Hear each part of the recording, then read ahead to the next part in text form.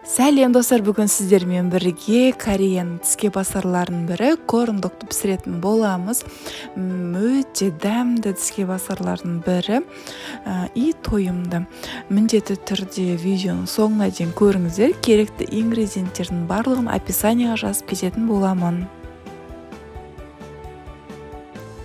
Корндокты негізінде Кореяда кукурузный ұнға пісіреді. Біз болса қатпарлы қамырмен пісіретін боламыз. Өте дәмді болады. Бізге керекті заттар.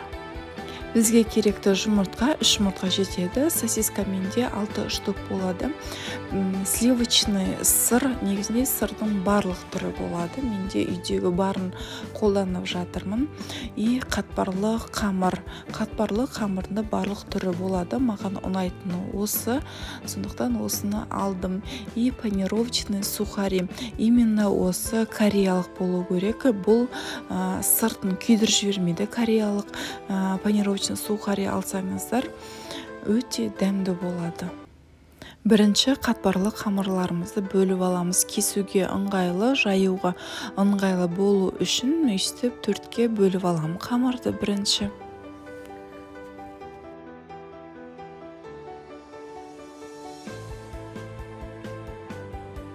Кесіп алған қамырларымызды 4 бұрышты қылып бөліп аламыз, жаюға ыңғайлы болу үшін. Сосисканы мен ортасынан бөлетін болам. Негізінде сосиска бүтіндей пісіріледі. Мен үшін ол өте үлкен қатпарлы қамырға пісетін болғаннан ол өте тойымды болады. Біреуін жесеңіздер таусамай қаласыздар. Сондықтан мен ортасынан бөліп алам. Егерде бүтіндей пісірем десеңіздер, ол өз қалауларыңызбен. Барлығын осылай ортасынан бөліп аламын сосискалардың.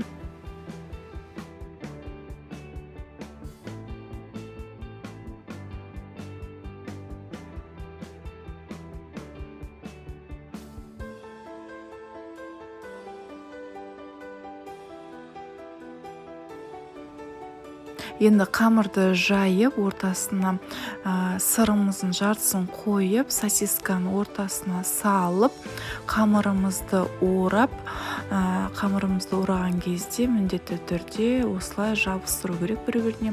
Өйткені бұл қамырды біз қуыратын боламыз. Қуырған кезде қамырымыз ашылып кетпеу үшін осылай жабыстырып аламыз қамырларымызды.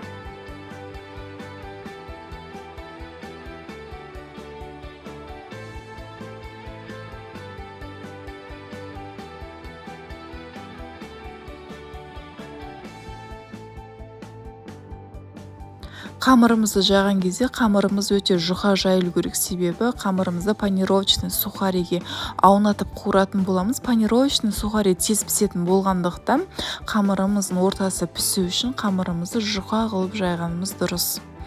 Барлық қамырларды жайып, осыны ортасына сыр, сосиска салып, бәрін бірінші бүгіп аламыз. Содан кейін барып қуыратын боламыз.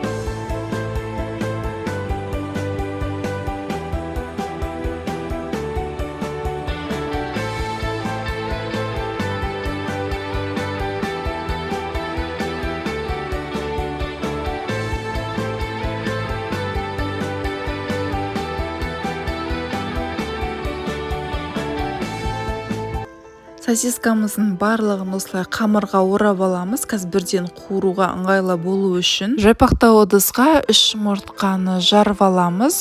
Жайпақтау ыдыс болған дұрыс, себебі қамырды салып аунатуға ыңғайлы болатындай. 3 жұмыртқаны салғаннан кейін вилкамен жақсылап араластырып аламыз, бірдей масса болғанша.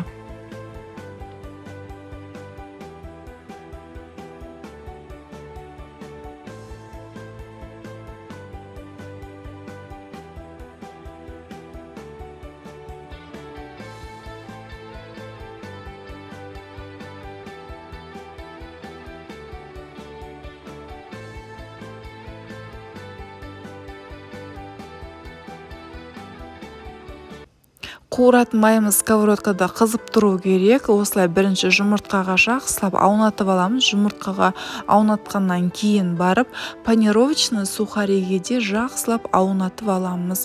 Барлық жеріне панировочный сухари тиюі қажет.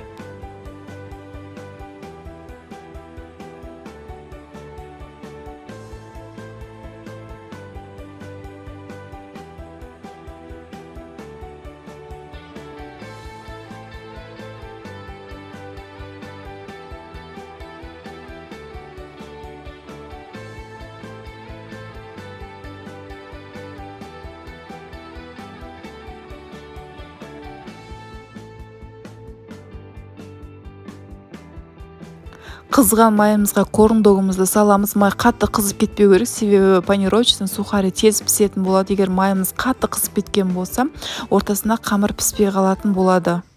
Екінші қамырымызды да жақсылап жұмыртқаға аунатып, одан кейін панировочный сухариге аунатып, жаңағы қызып тұрған майыға қуырамыз. Барлығын дәл осылай қуырып аламыз.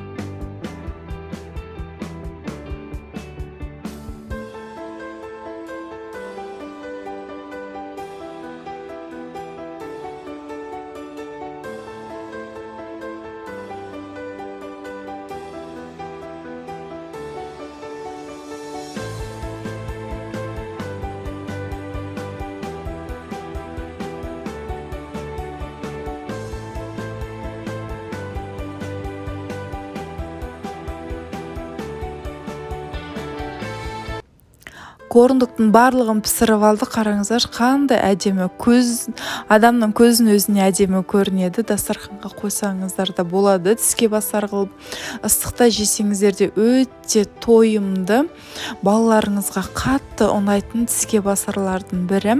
Міндетті түрде жасап көріңіздер. Егер менің видеом сіздерге ұнаса, міндетті түрде маған тіркелмесеңіздер, тіркеліп қойыңыздар, лайк басып отырыңыздар, комментарий жазып отырыңыздар. Түсінбеген жерлеріңіз болса, міндетті түрде сұраңыздар, жауап беретін боламын. Бұл корындықты кетчуппен жеген өте дәмдірек болады. Қалауларыңызбен ол да әрине. Менімен бірге болғандарыңыз үшін үлкен рахмет. Сіздермен бірге болған Алима Жарқынбекқызы.